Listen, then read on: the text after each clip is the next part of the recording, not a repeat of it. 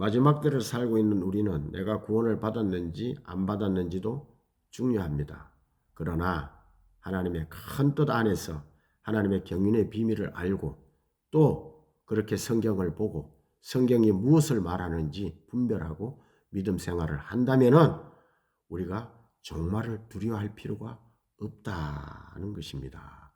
정말 성경을 올바르게 이해하고 분별해서 지금 미혹의 시대를 잘 분별하고 좌로나 우로나 치우치지 않고 어려움을 잘 극복하고 오늘 하루를 사는 것이 너무 중요합니다. 우리는 같은 성경을 가지고 신앙생활을 함에도 불구하고 교단에 따라서 성경 해석이 다르고 교파에 따라서 성경 해석이 갈라짐을 볼 수가 있는 것입니다.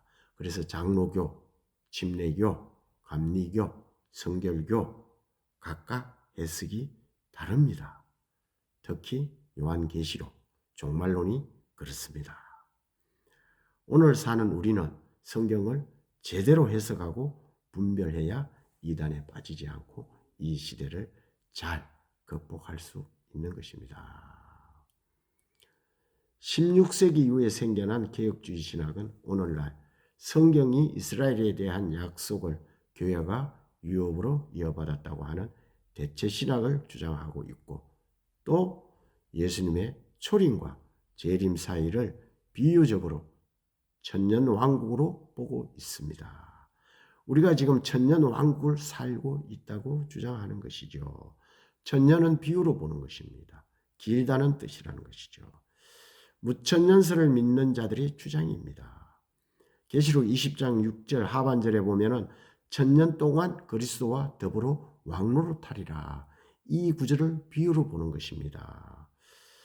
현재 많은 정통 교단들이 무천년설을 주장하고 있습니다. 또 전천년설도 세대주의 전천년설이냐 역사주의 전천년설이냐에 따라서 두 패로 갈라지는 것입니다.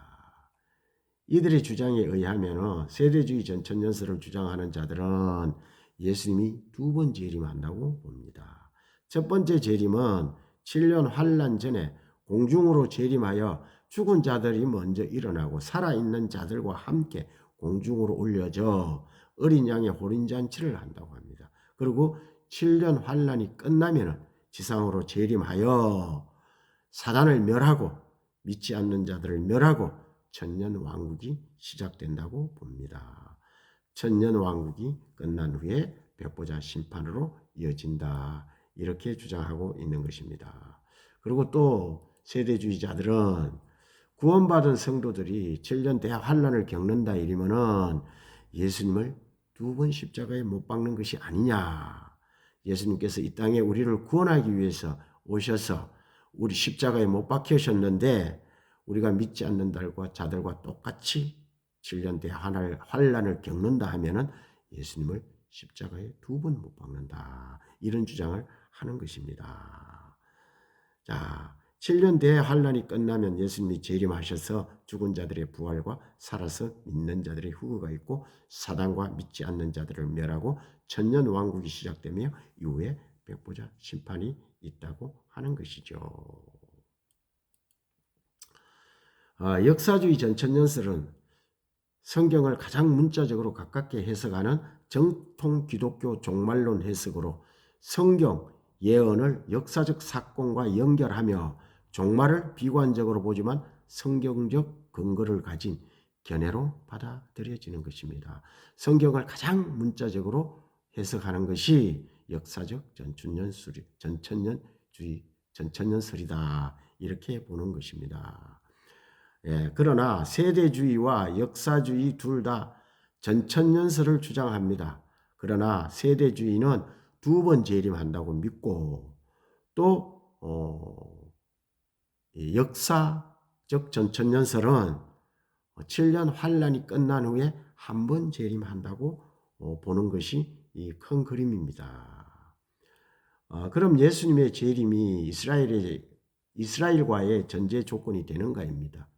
먼저 이스라엘이 회복되어야만 예수님이 재림하시는가입니다. 오늘날 일부 단체들은 이스라엘이 회복되어야만 예수님이 재림한다고 합니다. 그래서 예수님이 재림하시려면 유대인들이 곳으로 돌아가게 하려면 알리아 운동을 도와야 한다고 합니다. 그래서 메시아닉 주 교회들이 생겨나고 있습니다. 이들은 이스라엘을 도와야 한다. 그리고 이스라엘을 지지해야 한다고 합니다. 이런 주장이 성경적으로 옳은 것인지 교회는 각별히 분별해야 할 것입니다.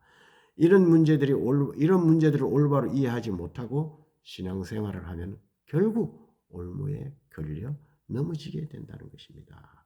우리가 하나님의 경륜의 비밀을 알고 큰 틀에서 예수님이 오셔서 전한 복음을 이해하고 구속사를 통해서 말씀을 깨달아야 할 것입니다.